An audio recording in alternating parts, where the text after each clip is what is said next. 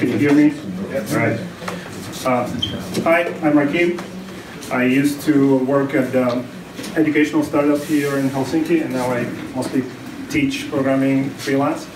I love to speak last because most people have most beers and I can relax, can make mistakes. It says, what could a Clojure editor be like? Panu put what should Clojure editor be like. I'm in no position to say what it should like, but I would like to just explore ideas how it could work. So, just curious, what do you guys use for Clojure? Is it Emacs mostly? Emacs? Cursive. Cursive? Yeah, cursive. VS Code? One guy, two guys? Vim? Gotcha, security, get them out. Adam, so there are a few choices, mostly Emacs cursive, that's the majority, right? So let's look at like a hierarchy of editors. So if you just look at the most basic editor, like a notepad, I call it a character editor, because except for keyboard shortcuts, it doesn't know about text, really, even text. It only knows about symbols. So it doesn't know about sentences, doesn't know anything about S expressions, anything like that. So that's your base level. It's a typewriter, basically. Then you have a text editor, which, yes, VI, Emacs, maybe ED. It knows something about the semantics of the text. It knows, it has a notion of sentences. Emacs out of the box knows about S expressions, indentation, stuff like that. So it's sort of a text/code editor. Then you have a real code editor. As you can see, VI doesn't go there. It should. I just didn't have space. I'm going to keep doing this. So Emacs, VS Code, basically almost IDE stuff, but it's code editor, right? It knows about your code, it knows about syntax. It might know something about the structure of your code, like where your functions ends, something like that. So this is where most people are. Most, at least advanced developers, they tend to stick here, right? When you start, you sometimes go up to the IDE level because it's easier, but at some point people just go down and they're comfortable with this. They take care of like brackets, it's okay. It's some things that they're, and then there's like on top of that is IDE level. So it's code editor even with Emacs with some plugins. It becomes an IDE. It now knows about maybe a build process, about debugging. It knows more about your code. And this is like the top of the evolution. This is where we're at as a species. This is what we do with our technology. And to me it feels, it's fine, it's all right. I use Emacs on this level kind of, so Cider with COG refactor. And it does most things, but it feels like, you know, if you go on YouTube and you put dog, I love you, you can find millions of videos when dogs say, I love you, or something like that. And it's cute, but they're not understanding it, right? They don't know what's happening. They just want to make you happy. So this is where I feel this. Like, I know what the function is. I have no idea really, but I can kind of trick you into thinking I'm smart about, you know, how to refactor a function. And then somewhere on the side, we have this visual programming thing. And most experienced developers look at it and think, right, some toys, nice. So there's some examples are, there's an IDE visual called Scratch. They actually just released a new version, and it's mostly used for education. So you use blocks and you create your algorithm and it runs, and it's nice, some animations and stuff. So people use it for development, for teaching. There's Google's Blocky, which is used to teaching as well. It looks kind of similar blocks, and it actually transpiles into a real language. So you can see it create a JavaScript code here. Another example is Node-RED. I've never tried it, but it's a tool used to create small programs for IoT things, like even for like Raspberry Pi. Well, it kind of makes sense because you want some non-programmers to create basic workflows, like push a button, open the door, something like that. There's Luna, which is, you don't see anything here, but there are some lines between those dots. It's a programming language and sort of visual IDE. And again, it's used in this niche Internet of Things kind of thing. And some are used in game development. So this is Unreal Engine with their scripting language called Blueprints, and they have this visual data flow editor which complements the actual code, and some people use that as far as I know. So all of those, as you can see, they're either for education or some niche areas. And this is a Pieman diagram.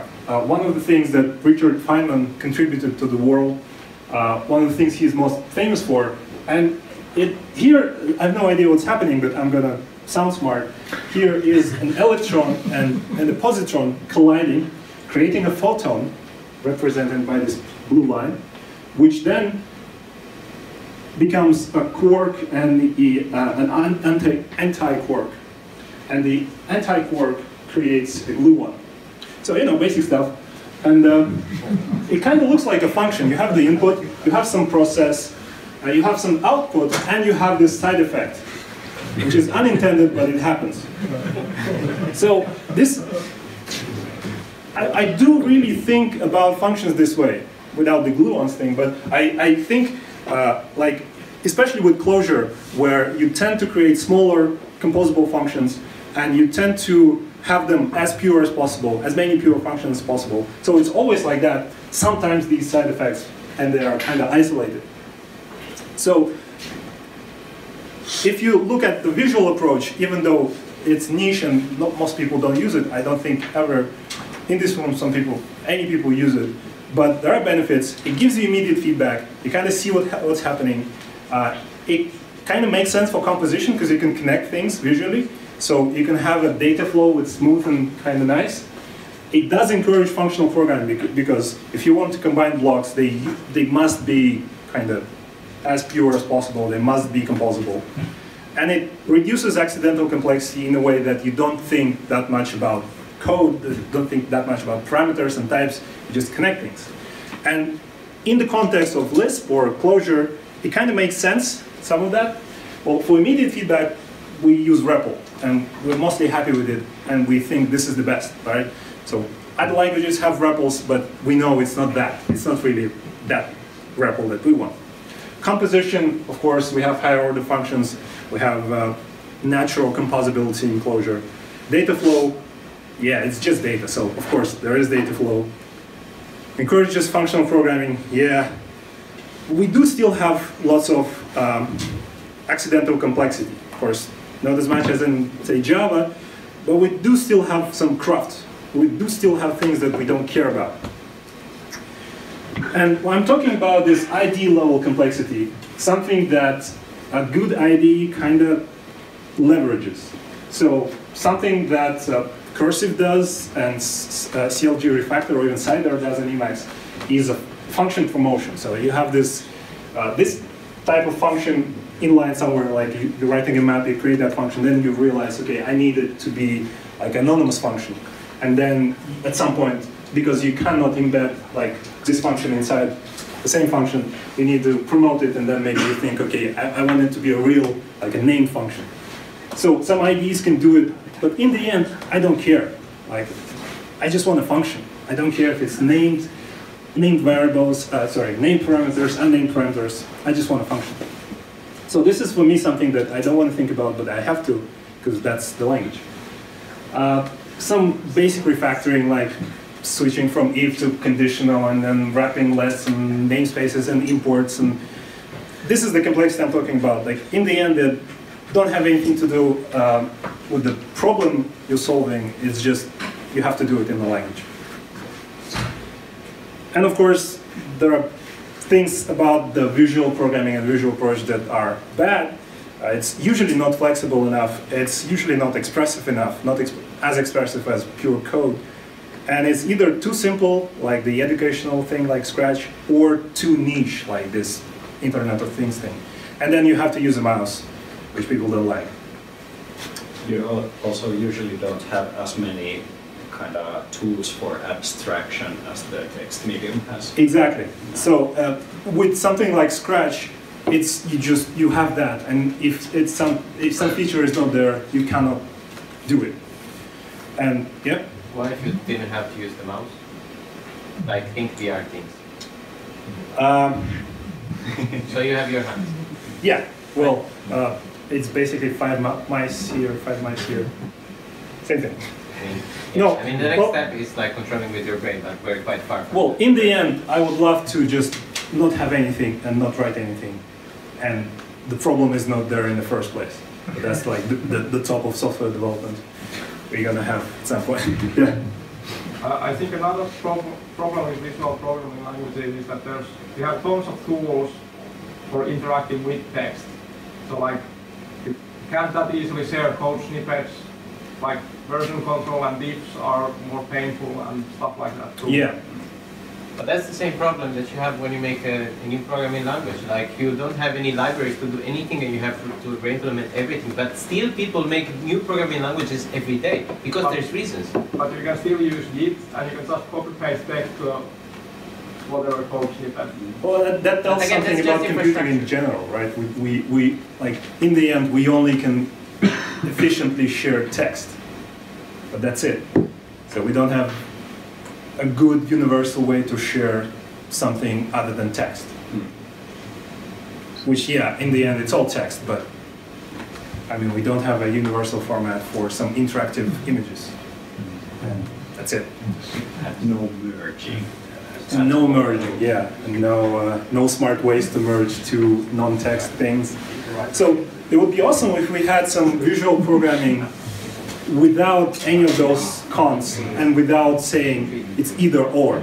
So I'd love to have Clojure as is without additional things on top, but have some visual approach for something.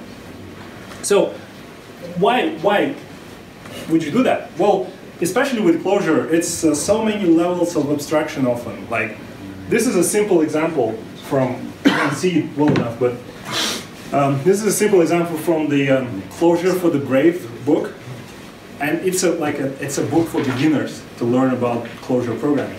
And it's a thing that generates a thing that accepts a thing and data. So you already have multiple levels. So you always, well, at least you often create things that operate on other things that you don't have an idea about at the moment. So you have to kind of go deep. So if you are an experienced developer, you look at it and you need like a few seconds. If you're someone like me who's a beginner, you need to either spend minutes thinking about, okay, what's happening, or draw something like this. This is what I do. These are not related to some other random project, but I visualize functions and I visualize the flow of data. So with this example, let's just try to explore. What if we had a way to visualize your code in a way that kind of similar to the Pieman diagram. So we have this outer function called comparator over maps. And we see from the signature that it takes two parameters, a function and some data. Well, you can kind of, if you run this code, you can infer that it's going to be either a sequence or a vector. Let's say it's a vector, and it returns a function. So on a higher level, that's what we have. Then, okay, what's that function? We care what it returns. So it's a function, and it's a function, and this is a smart use of a Danish letter, because it's an anonymous function, so no name. That function takes one parameter, maps, which is a vector, and it returns a hash map. So this function returns something, but the function itself is being returned by this outer function. So this dotted line represents, like, this data is returned. So what's happening inside that function? How is that hash map generated? Well, it actually has a zip map function that takes the first parameter of zip map is that first data from the outer function. And you can see it kind of it crosses the border of this function. And you can just apply some topology rules to understand how many intersections you have, because that tells you about closures. Like, right, if it passed that, and then it kind of is used in the inside function, then that data is being closed inside. How do you say it?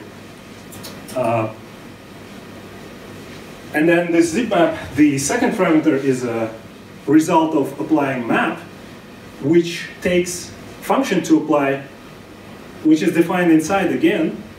So another anonymous function. And the second parameter to that map is the same data from the outside. So here we have another Clojure. And this function that map uses is, well, some function that should be applicable to map, and we can look inside again and explore, all right, that inside map function uses another map function. It has an apply function that takes a parameter from the outside. Now we have two intersections, so it's a double closure, double win kind of thing.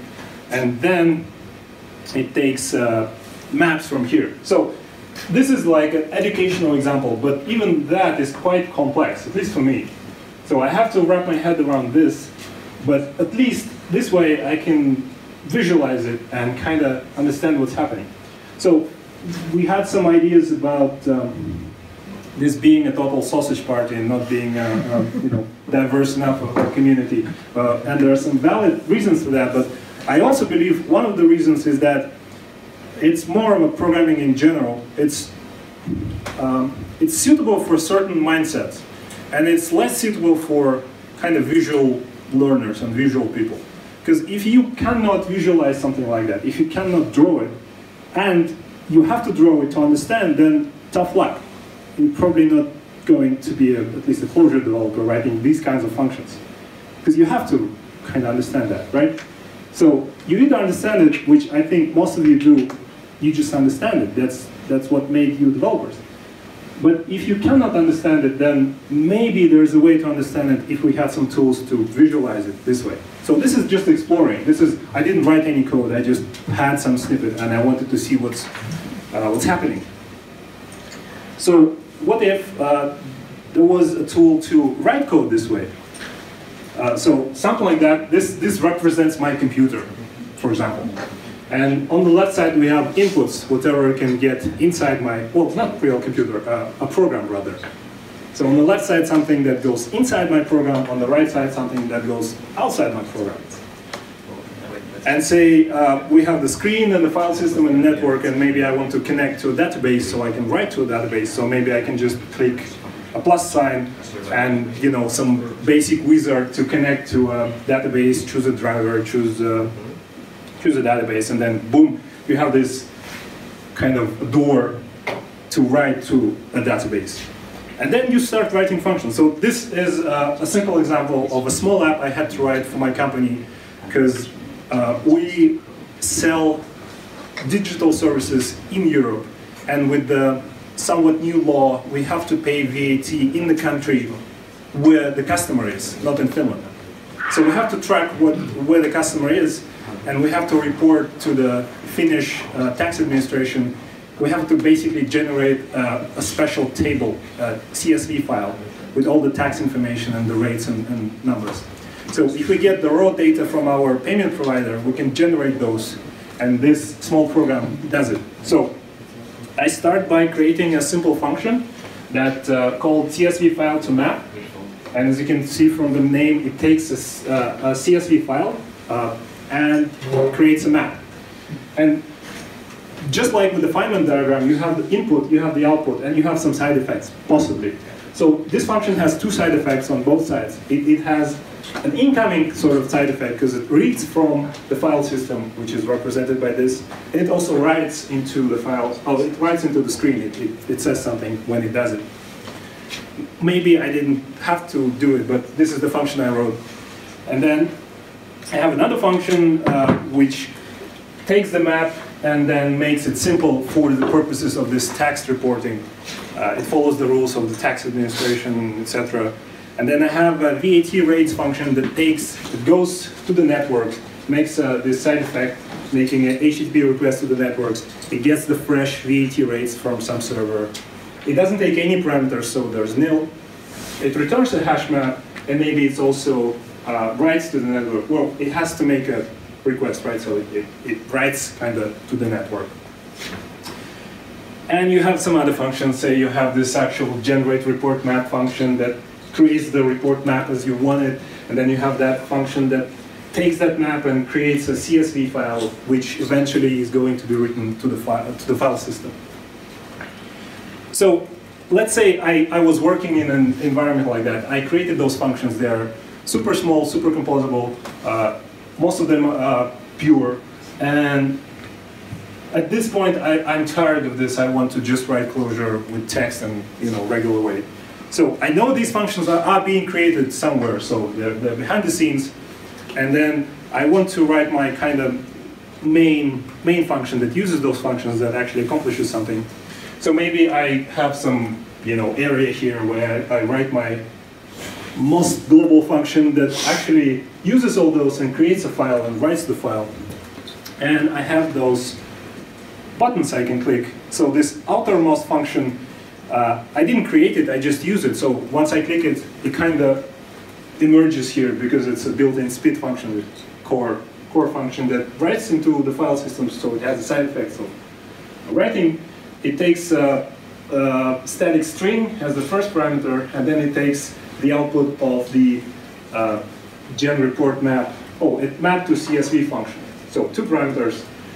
And at this point, I see what's happening, but if I want to see the whole data flow, I can go in and click on the inside and see how did that function end up being, and how did that function end up being. And at some point, I can see the actual data flow from the outermost thing and getting to that point. And this is just a mock-up. It's not real. But I don't see a technical limitation to that. I mean, it should be possible. The only problem here is types, because, well, if you want that it says that it returns some type, then you either have to infer it or actually see in the execution how the things behave. But even without typing, this is tremendously helpful, at least to me, because this is something I do on paper to understand what's happening. So I love Clojure because I'm able to do that. I can have some sticky notes on the whiteboard and connect them, and this is my program. And then I just have to do this robot thing of writing the actual code, which is just something that I have to type. So at that point, I feel like I was building, and now I'm just a typographer, someone who has to type. So that would be cool, I think. And maybe for someone like me, it would be helpful as well.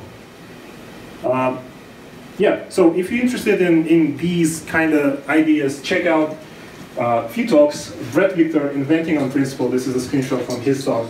He's talking about creating these new mediums for programming and for creating tools. Sean LeBron was talking about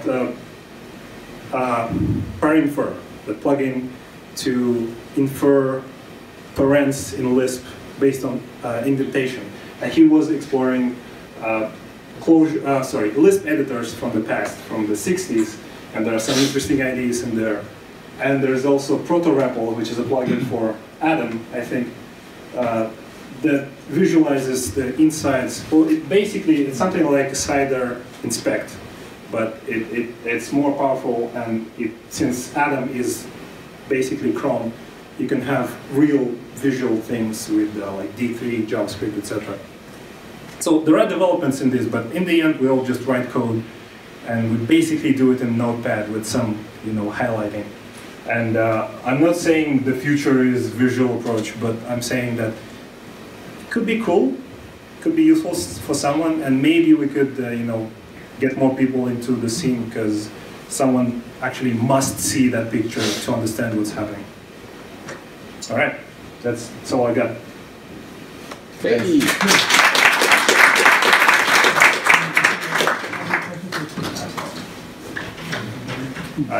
Questions? Ideas? Actually, a comment that reminds me a lot about what kind of programming environments exist in ETL tools. Mm-hmm. So data loading and data transformation. So I've seen a couple of those tools, and the difference between what you have been discussing has been that the embedded language has been JavaScript or some kind of Java variant, and thinking data transformations through pure functions would make the whole data flow much more beautiful and more understandable when the constructs are fitting to the idea what you want to achieve. So, Yeah. so possibilities there.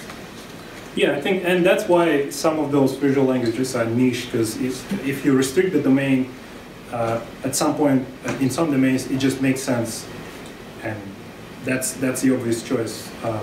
But in something like Lisp, it kind of makes sense as well, at least to me, because like the language pushes you to think this way if you find it beneficial, because it's really easy to think in these kind of data flow diagrams if you write Clojure as you're kind of supposed to do it.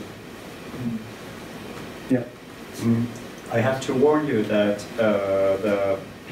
the logic of diagrams is pretty obscure to everyone once higher order functions or recursion steps in. Yeah. So it's kind of not going to help anyone or at least no one has come up with a way to make it help newbies program in functional languages, because you have to have some kind of way to iterate over data. You shouldn't use explicit recursion at all. Yeah, that's the thing. Like, is there a way actually to visualize recursion? I don't think so.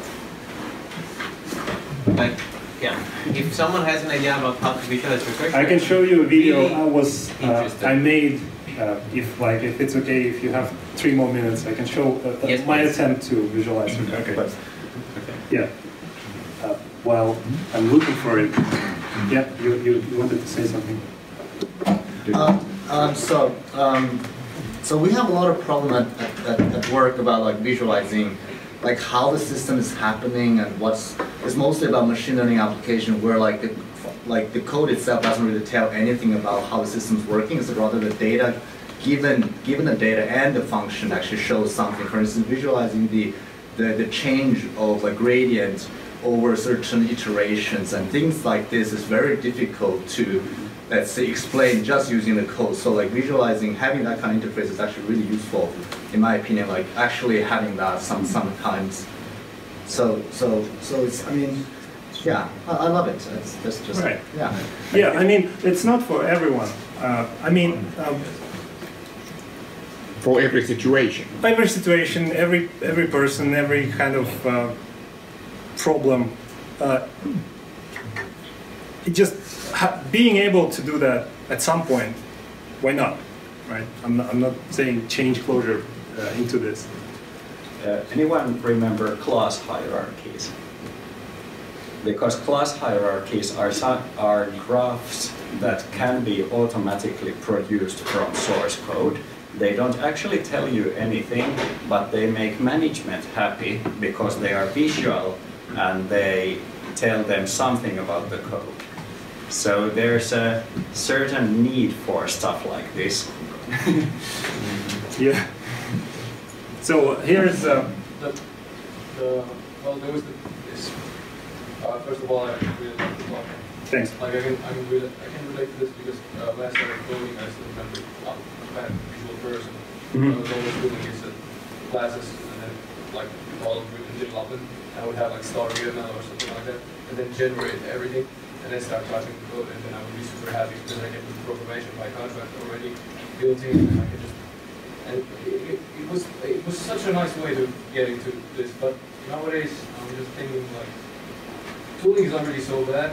I can totally understand the reference to Charles Brown. Like he made when he made the implementation to the pairing pair. Nowadays there's like 2 or 3 code editors that have a decent implementation of that. And if you guys like pairing pair, for instance, it's really horrible. Like most text editors are they suck so badly at that. And just being able to have like different kind of tooling and different kind of approaches for different style of coders is the best. And it helps the whole community as a whole. Yeah, I agree.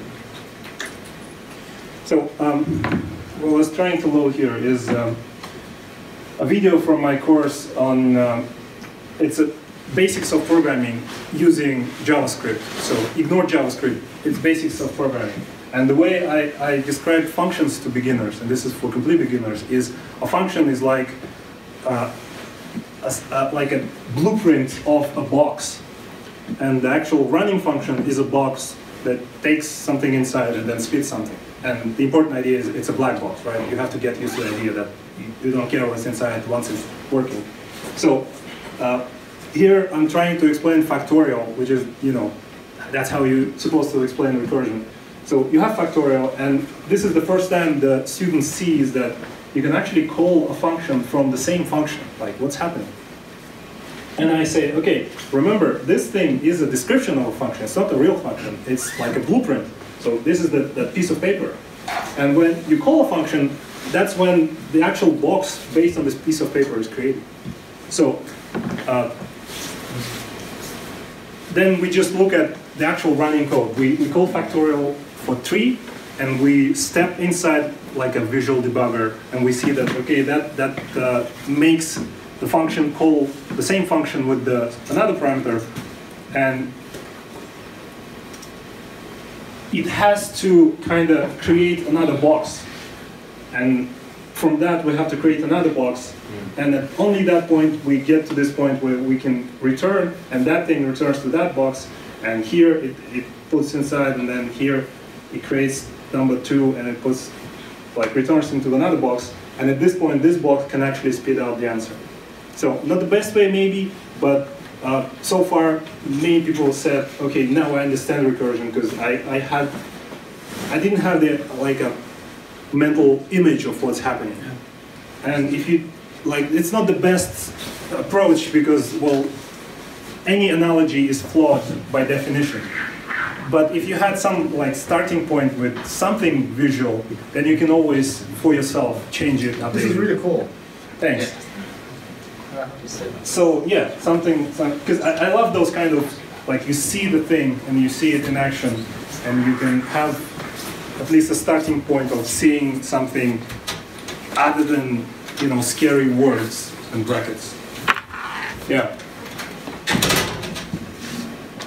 Something like that. Thank you. All right.